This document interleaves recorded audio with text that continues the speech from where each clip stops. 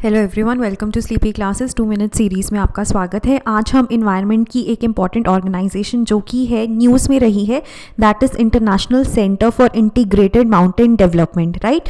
तो इसके नाम पे ज़रूर ध्यान दीजिएगा, International Centre for Integrated Mountain Development. तो आपको इतना तो आइडिया हो गया होगा कि it is something somehow related to the mountains, right. अब कौन से माउंटेन्स, वो क्वेश्चन है। तो अगर हम बात करें इसकी, तो ये एक रीजनल है। देखिए, नाम इंटरनेशनल है but regional inter governmental learning and knowledge sharing centre है। किन कंट्रीज़ के बीच में? मेजरली ये 8 कंट्रीज़ के को केटर करता है। और वो जो 8 कंट्रीज़ है वो कहाँ की कंट्रीज़ है? हिंदू कुश हिमालयस।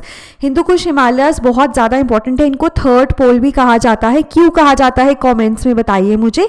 अब हिंदू कुश हिमालयस जिन कंट्रीज़ में है वो है 8, ठीक है। तो ये बेसिकली उनको केटर करता है, ठीक है। सो ICMOD it serves 8 regional member countries of Hindu Kush Himalayas.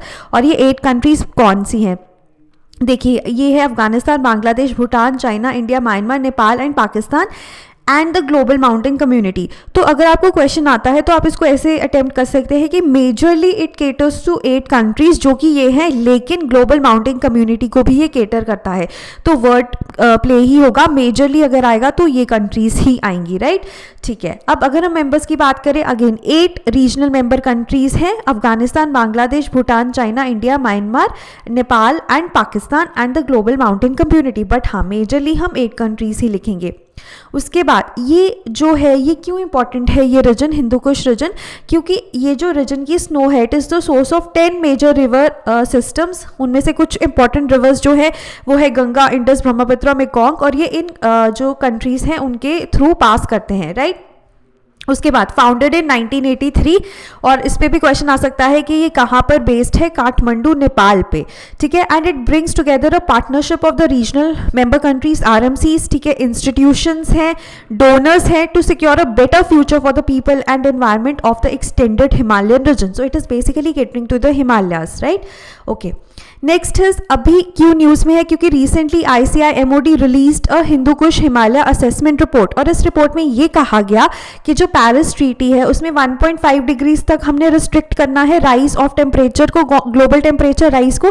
तो इस रिपोर्ट में कहा गया कि अगर 1.5 डिग्रीज भी तक भी हम रिस्ट्रिक्ट कर पाते हैं कि जो राइस है वो सिर्फ 1.5 डिग्रीज ही हो, तो भी 35% ऑफ द ग्लेशियर्स हैं वो रिट्रीट कर जाएंगे बाय 2100।